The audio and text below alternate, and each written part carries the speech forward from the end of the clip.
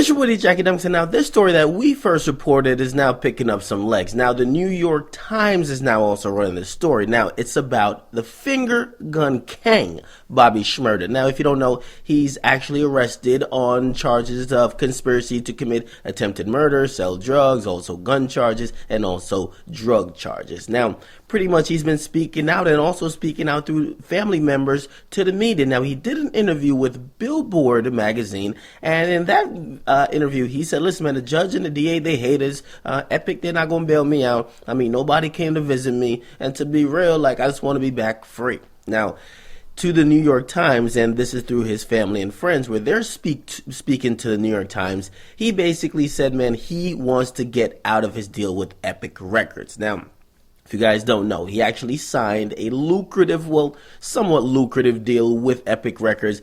They plan to monetize his single, Hot Nigga, right? Chewy, I'm a hot nigga, like the tote the shicey when I shot niggas.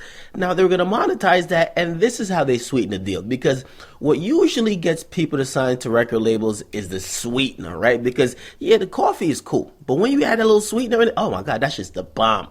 Now, they basically told him they were giving him his own imprint, right? We're going to put it into perspective and also kind of like just mirror to another situation, right? Let's say Lil Wayne, he signed to Cash Money. He has his own imprint, Young Money. They were actually giving him his own imprint, GS9 Records. Now, of course, no one's really on it, or really there's no budget for it yet, because Bobby Shmurda himself hasn't shown that he has staying power. So pretty much they gave him that. They told him, and this is what he's saying, they told me they were going to make me a star in the business for a decade. Now, he also then went on to lament that, they're not going to come get me. They're really not going to come get me. Now, even lawyers have spoken up about it. People that are involved in the entertainment business saying, man, hey, this is how it is. A company like Sony, which is the parent company, because you might hear a lot of these different record labels, right? You hear Def Jam, you hear Epic Records, you hear Interscope, you hear Atlantic, and you think, oh man, these are just some huge record labels. As I told you guys, there's 3 music groups that control the entire music business, and Epic Records fall underneath Sony Music Group. Now, when you're talking about Sony Music Group, right, or it might be Sony Music Entertainment as far as how they abbreviate their nonsense. Now, they're not going to be putting up money for a possible attempted murder suspect or someone that could get found guilty of attempted murder or go down for a conspiracy charge. You know why? It hurts their stock. It hurts the investors, because people are going to look at it like, wait, you're the motherfucking public company that backed and got a nigga who later then got convicted of attempted murder out of jail? Now, it's one thing to monetize people who are free, right? Because everyone tries to live under the umbrella of artistic expression, right? Bobby Shmurda, he's doing it like the Terminator. It's Arnold Schwarzenegger actually killing 1 million people when he walks off screen? That's how most people treat hip-hop. Now, the difference between movies and hip-hop lifestyle is that most of these rappers, they're kind of forced to live their life. Or most of them think it's cool to live their life. Now, I've always said, man, I don't care what a rapper is saying on the record, man. Listen, if you're going to rap about some real shit because you a real nigga, please make it be like in the past. If you're rapping about some shit that happened now, you're a fucking idiot. If you're rapping about some shit you're going to do, you're a fucking idiot. You should be rapping about some shit that you can't be incriminated on.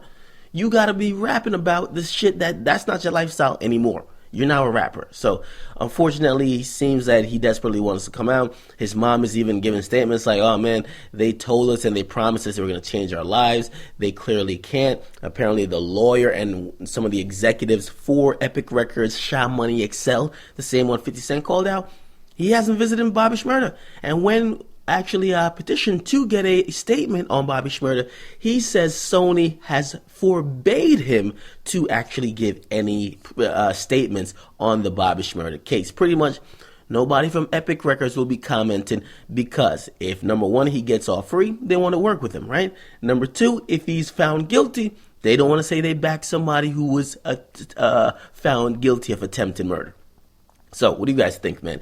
He desperately wants to get out of the deal, but unfortunately, it's a contract. You're not going to get out of a deal, especially when they think they could monetize and milk more press out of you. When there is zero press, and that's why I said at the end of the year, when there is zero press about you, they will bail you out. Because if you guys don't know, in the record contract, there's usually fees that have to be paid and royalties or whatever the case is, and also advances that have to be given to the artist for future projects if they remain signed to a record label for an extended period of time.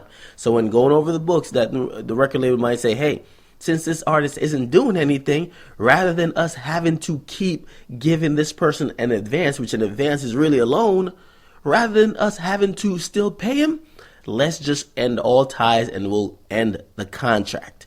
So what do you guys think, man? Do you think Bobby Shmurda should get out of his deal? Or do you think, man, listen, this is business, as most people don't usually think?